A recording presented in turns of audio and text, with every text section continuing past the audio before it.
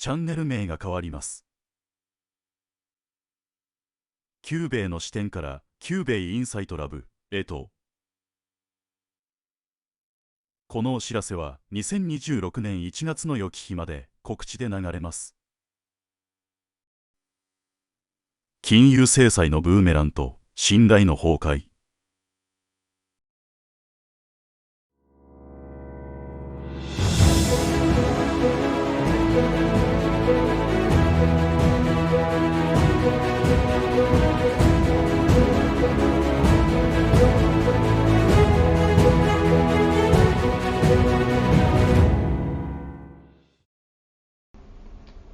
皆さんこんにちは、キューベイです。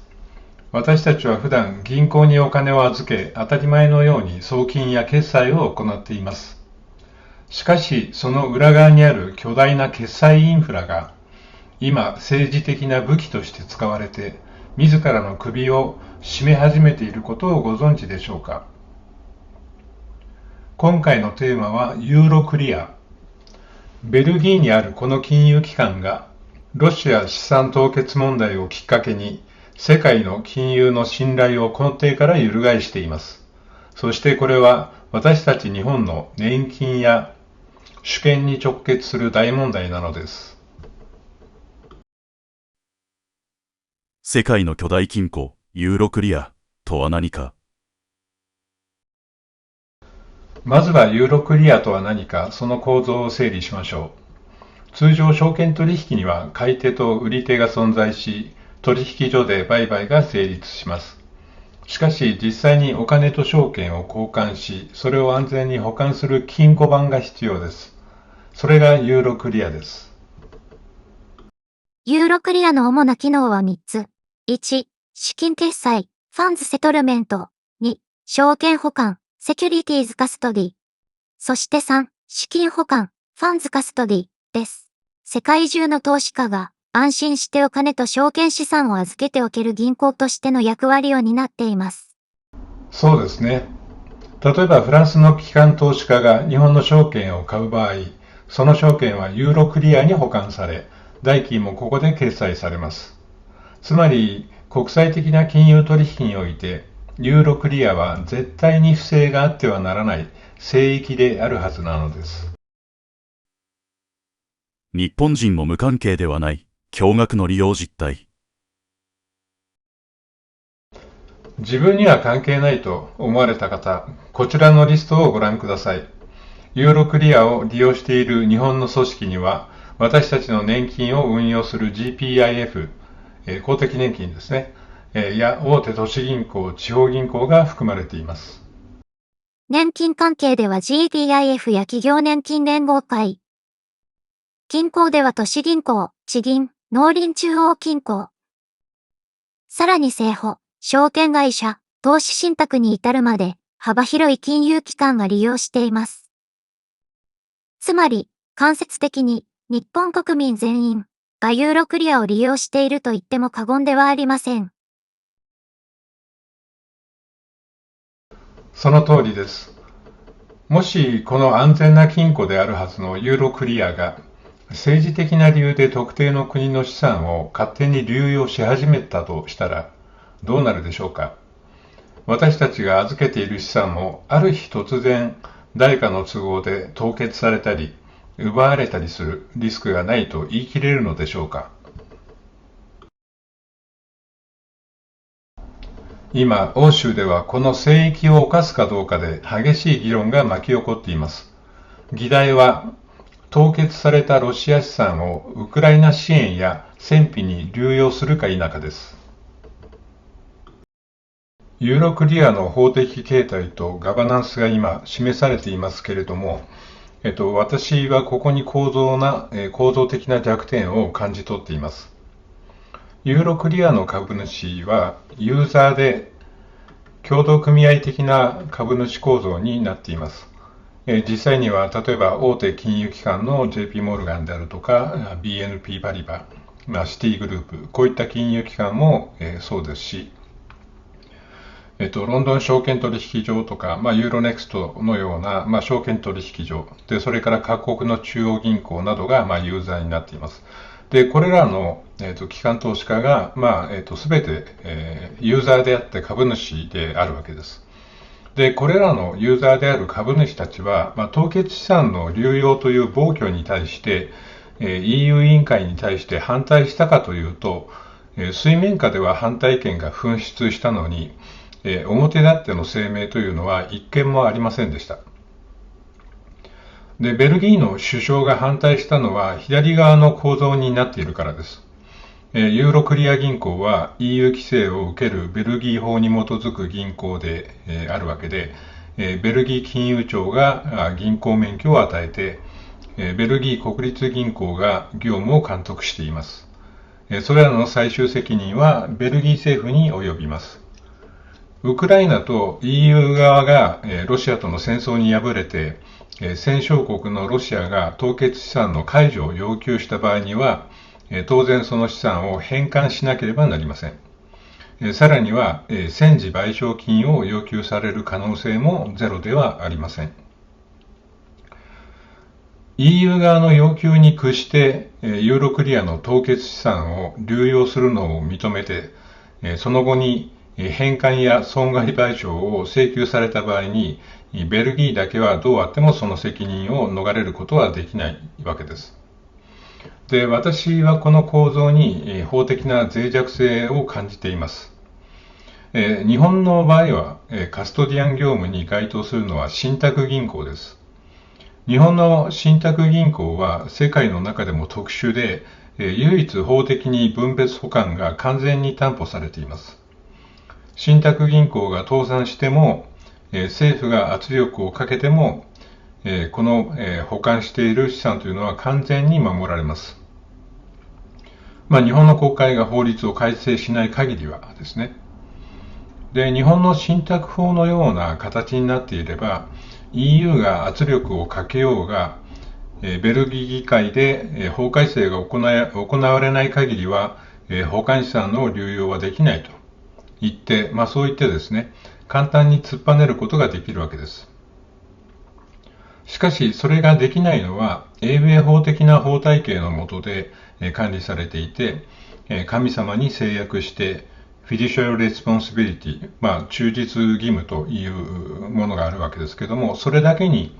依存して、法的な担保が考慮されていないからだというふうに私は考えるわけです。ロシア資産流用をめぐる欧州の分裂。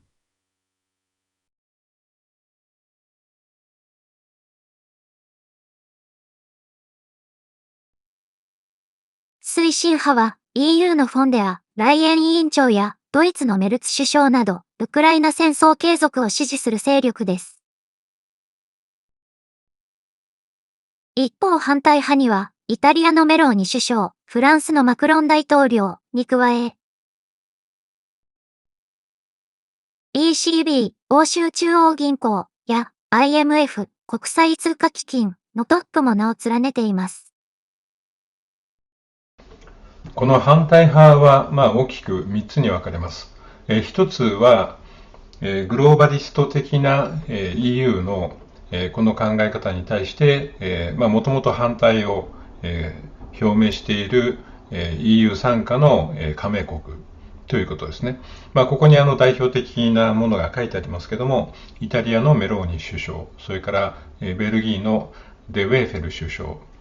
それからハンガリーのオルバン首相、ポーランドは大統領と首相で立場が違いますけども、ナブロツキ大統領ですね。で、こういうその反グローバリストの人たちというのが一つのグループ。それから二つ目はですね、今回そのマクロン大統領が反対に回ったんですけども、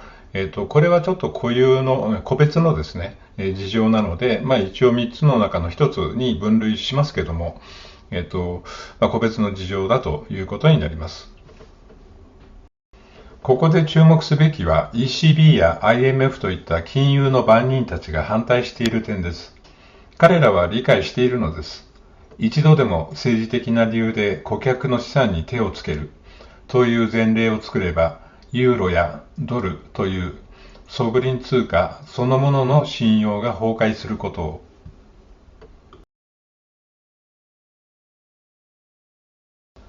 そしてその懸念はすでに現実のものとなり、グローバルサウス諸国のドル離れを決定的なものにしました。次の章では、この信頼崩壊が招いた新たな金融ネットワーク、Mブリッジと日本が直面するガラパゴス化の危機について深掘りしていきましょう。グローバルサウスのドル離れと M ブリッジ。ユーロクリアという金庫の安全神話が崩れた今、世界は何をしているか。答えはシンプルです。西側のルールが及ばない場所へ資産を移しているのです。グローバルサウス諸国ではドルやユーロへの依存を減らし、資産を金、ゴールドに変えて自国で保管するセルフ、カストディ、自国保管の動きが加速しています。さらに、SWIFT を介さない新たな決済網として、M ブリッジやブリックスペイの実用化を急いでいます。特に注目すべきはアトミックスワップという技術です。これを使えば異なる国のデジタル通貨同士を銀行や SWIFT といった仲介者を通さずに、ブロックチェーン上で直接瞬時に交換できます。つまり、もはやドルという基軸通貨も、ユーロクリアという保管機関も必要としない新しい経済圏が誕生しようとしているのです。ここで一つ補足をしておくと、この、アトミックスワップを使った、デジタル通貨ですけども、これはいわゆる、ビットコインとかイーサリアムのような、通貨とはちょっと違うということですね。決定的に違うのはですね、ビットコインと、イーサリアム、それ以外の、いわゆる暗号資産と呼ばれているものは、同じく、分散台帳の、ブロックチェーンを、使っているわけですけども、基本的には、管理者がいないと。要するに中央でコントロールするものがいないというのが暗号資産の特徴になります。ここで、議論されている、ブリックスの通貨であるとかですね、そういったものは、中央銀行が発行する、ソブリン通貨の、代替手段としてのデジタル通貨なので、各国ごとにですね、管理責任者が、中央銀行もしくは政府として、存在するという、デジタル通貨ということに、なります。あともう一つ、ブロックチェーンは今、セキュリティ上は非常に強い担保力を持っているんですけども、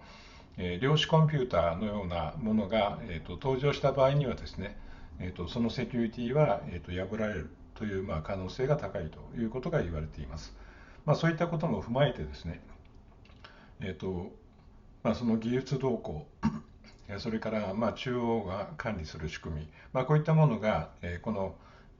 デジタル通貨、ブリックスのデジタル通貨の中でも議論をされているということだと思います。日本が主権を取り戻すためのデジタルコイン。もし日本がアメリカへの配慮からこの新しい流れ、M ブリッジの流れに参加をしなかったらどうなるか。私たちは4つの致命的なデメリットを被ることになります。1、見えない関税によるコスト競争力の低下、SWIFT の高い手数料と遅い着金は日本企業の重荷となります。2、キャッシュフローの劣後、即時決済の他国に対し、日本だけ着金に数日かかります。3、通貨リスクの管理負担、無関係なドルの変動リスクに常にさらされます。4、サプライチェーンからの日本外し、不便な日本企業は取引相手から選ばれなくなります。これはかつての携帯電話と同じガラパゴス化の再来です。しかし今回は技術の話ではありません。国家の血液である金融決済から日本だけが孤立する。これは経済的な死を意味します。では日本はどうすべきか。私の提言は政府が自らデジタルコインを発行し M ブリッジに参加することです。現在の日本銀行圏の紙幣は株主である外国資本の意向を無視できません。しかし政府発行のデジタルコインであれば、そのしがらみを断ち切り、主権国家としての独立性を担保した通貨運用が可能になります。ユーロクリアの問題から始まった今回の考察。突き詰めてみると、それは誰があなたのお金と安全を守るのかという問いに行き着きます。他国のインフラに依存するのではなく、自らの足で立つ。今こそ日本は真の独立国へと脱皮する時なのです。次回はさらにマクロな視点へ。アメリカの外交政策の大転換と、それが日本に突きつける過酷な現実について考察していきます。それではまたお会いしましょう。キューベイでした。